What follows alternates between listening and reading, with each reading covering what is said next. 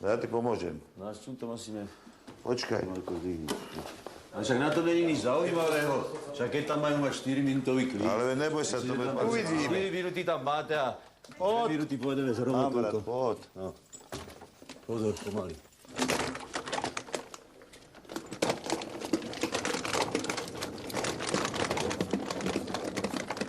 Tento hromotlk, to je jeden z vašich hudobných nástrojov. Mám brat. Pán brat vymýšľa hudobné nástroje? Áno. Hromotlk to je len prezývka. Kompletný názov je 2MSSNSHPHP. Čo to znamená? Znamená dvojmotorový, samostatne stojáci, nesamostatne sa horizontálne pohybujúci hromotlk priemyselný.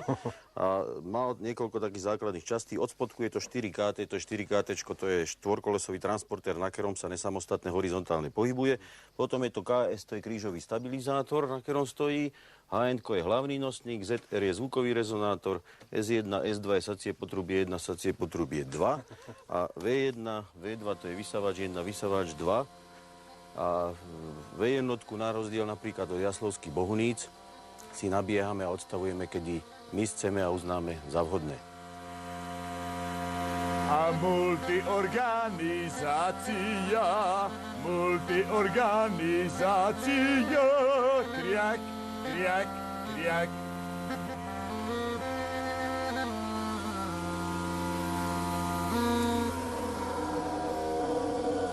Záver trošku nezvláda hudobný nástroj.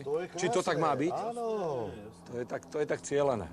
To je všetko z vecí, ktoré sa používajú doma, ktoré sa používajú pri bývaní. Sú to veci, ktoré sa používajú pri bývaní, ale nechýbajú nám pri tom bývaní, dokonca sa dajú použiť aj v prípade núdze. Keby náhodou si potreboval nejakú odpadovú rúlu, tak sa to dá zobrať a potom doplniť. Ale vysávače musia byť starého typu, lebo potrebujeme jednu dzieru tam a druhú dzieru tam. A teraz sú tí vysávače už na prd, lebo majú po bokoch tým riešky a dare to vypúšťajú. Čo to je za vysávač? To sa nedá použiť ako hudobný nástroj. Tak. To je o ničom. A toto nie je ale jediný hudobný nástroj, ktorý vy máte zo stroju. Určite nie. A ako sú pomenované tie ostatné? Lebo tento je tak pomerne jednoducho. Tento nástroj tiež som tak pomenoval, že OPVH NSSDR VDS a znamená to odkaz pre výrobcov hudobných nástrojov. Strčte si do rici vaše drahé saxofóny. A pri sústruhu špony točila, popri tom by rada močila, zabudla si, pritom prípad vás, o pomoc kričala na nás. A ktoré také miesto v dome je pre vás najobľúbenejšie? V tom tvojom. Všetky, lebo vyrábam tie nástroje nie len v tej dielničke, ale ja to robím aj v obývačke. Kľudne, tam som dokonca dlabal aj drevený buben v obývačke, takisto som aj tieto nástroje tam musel skladať. Braňo, a ty máš doma obľúbené miesto? Ja mám spálnu jednoznačne. Hej. A prečo práve tieto domy ste si vybrali? Pán brat bol prvý, ktorý dosiahol ten taký celoživotný sen, to bol tá sloboda. Ten dvor. To je... Nebol to celoživotný sen. Môj áno.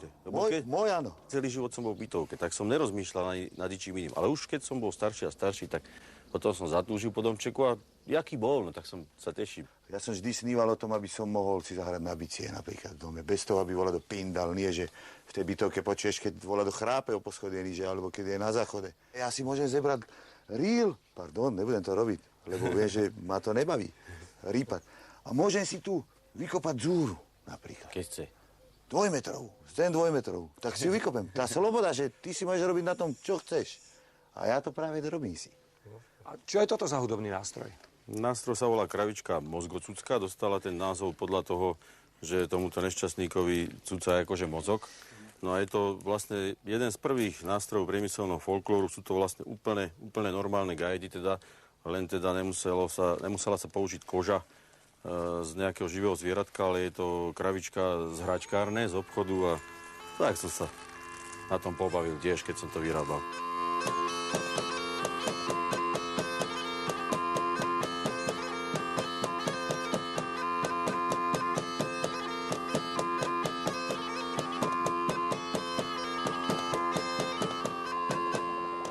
A prúser sa však ďalej zväčšoval a v lekárničke chýbal z obväzu obal s dátumom výroby. Stop šíreniu choroby s dátumom výroby. Stop šíreniu choroby.